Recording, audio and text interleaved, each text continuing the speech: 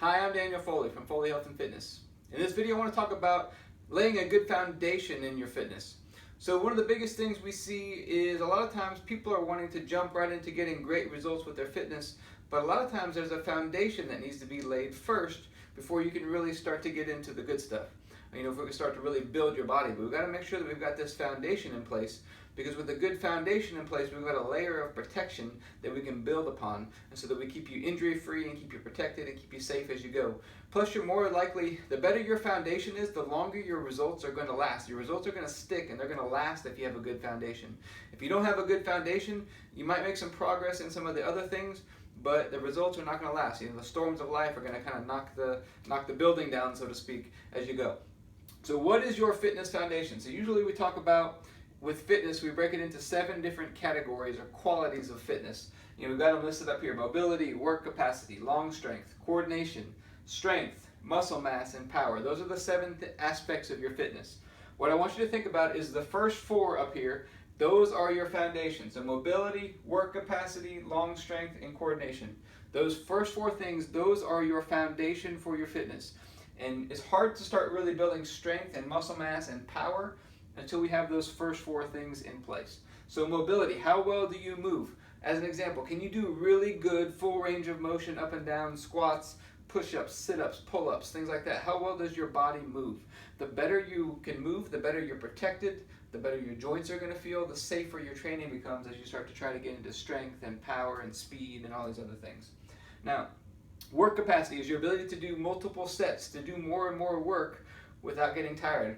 So could you do, let's say, 4 rounds of 10, and then maybe 4 rounds of 15, 4 rounds of 20, whatever it may be, or 4 rounds of 10 with even more weight. The ability to do more and more work without getting tired. It's kind of a repetitive effort type of thing. Long strength is another form of endurance, which means you can do more and more reps without having to stop. So it could be you could do 4 sets of, or 1 set of 20, and you had to take a break, and now you can do 25, 30, and you can expand the set out further. An easy example is also with running. Work capacity would be like running a lap around the track as fast as you can, resting, and then doing it again. And how many times could you do that without getting tired? Whereas long strength is, how far can I just take off and run without having to stop?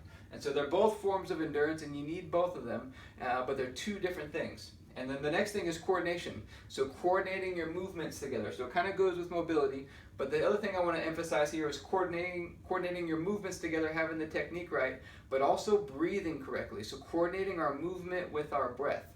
Almost every other culture in the world has some kind of system where they coordinate their movement with their breath. And the more you can do that, the more ease your movements have to them, the more freedom you have in your movements, and your joints just feel better too.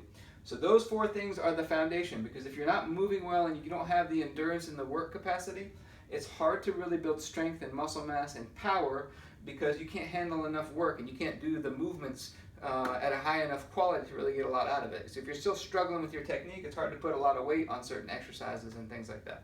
So we've got to make sure that that foundation is in place. A lot of times people will get confused as well with, let's say, cardio versus weight training and things like that. So a lot of times people will go and say, hey, I want to lose weight, and they'll just go straight to cardio. So cardio, what I would tell you, is part of this foundation. So you see endurance is in this foundation here. So as you improve your cardiovascular endurance and things like that, it's going to be good for your foundation. So it helps you build that foundation. So it's good. So cardio has its place, but it's part of the foundation. So what I want you to remember though is this: if you build a house, you don't see the foundation. Okay, so cardio is not going to change your actual body, your body composition, as much as these other things are. So if we really want to change the way your body looks, the body composition, we got to focus on these 3: strength, muscle mass, and power. But before we can do that, we got to make sure we have that foundation. Once that foundation is laid, we can do a much better job and much faster job of building your body the way that you want it to look.